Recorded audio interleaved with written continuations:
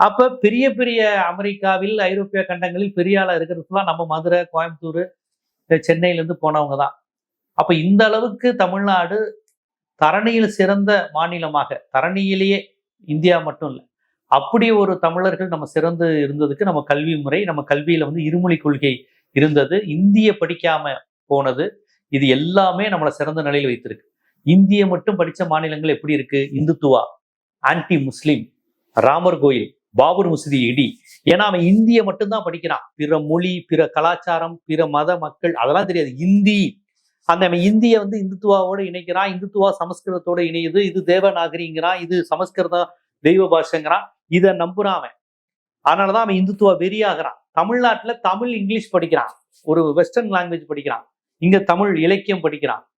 அவனுக்கு வந்து வெறுப்பு அரசியல் வரல. பிற மதத்தினரை, பிற மொழியினரை, பிற மாநிலத்தவரை எதிரியா பார்க்கக்கூடிய தன்மையை தமிழ் சொல்லி தராது. அப்படி ஒரு பக்குவப்பட்ட பகுத்தறிவு இயக்கம் தமிழ்நாட்டுல பெரியார் காலத்துல இருந்து இருந்திருக்கு. தமிழ் உணர்வுக்காக நம்ம உயிரை கொடுப்போம். ஆனா அதுக்காக இன்னொரு மொழி பேசுறவன தோழனா அடிக்க மாட்டோம். அவன் நம்ம மீது ஆதிக்கமே செலுத்தினாலும், இந்தி நம்ம மீது ஆதிக்கம் செலுத்துது. கன்னடத்துக்காரன் நமக்கு தனி தர மாட்டேங்கிறான். முல்லை பெரியார்ல கேரளாக்காரன் தனி தர மாட்டேங்கிறான். ஆனா இவங்க எல்லாரையும் அனுசரிச்சு அவர்களை நண்பர்களாக்கி தான் தமிழர்கள் வாழ்ந்துகிட்டு இருக்கோம்.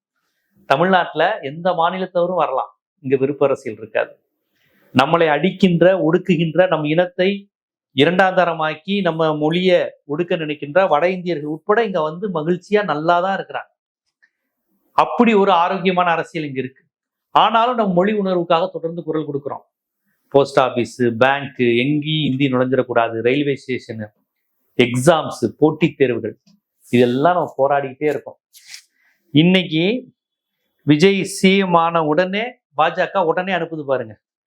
ஏய், திமுக கார மாதிரி இருக்காத, இந்தியை எதிர்த்துக்கிட்டு ஒழுங்கா கையெழுத்து போடு. இது ஒன்றும் அவன் போட்டு அனுப்புங்க சார்ன்னு கேட்கல, போடுன்னு அனுப்புறான். இந்த மிதப்பு பாஜகவுக்கு எங்கிருந்து வருது? தமிழ்நாட்டில் திராவிட கட்சி காலி ஆயிருச்சு. திராவிட கட்சி இல்ல, புரியுதுங்களா? திராவிட கட்சி இல்லைன்னு வெங்கட்ராமன் ஒரு விஜய் கட்சியினுடைய எம்எல்ஏ, பிராமண எம்எல்ஏ சொல்றாரு, இனிமே அவனாவது ஆன்டி பிராமின் பேசுனீங்க அப்படின்னு பேட்டி கொடுக்குறாரு.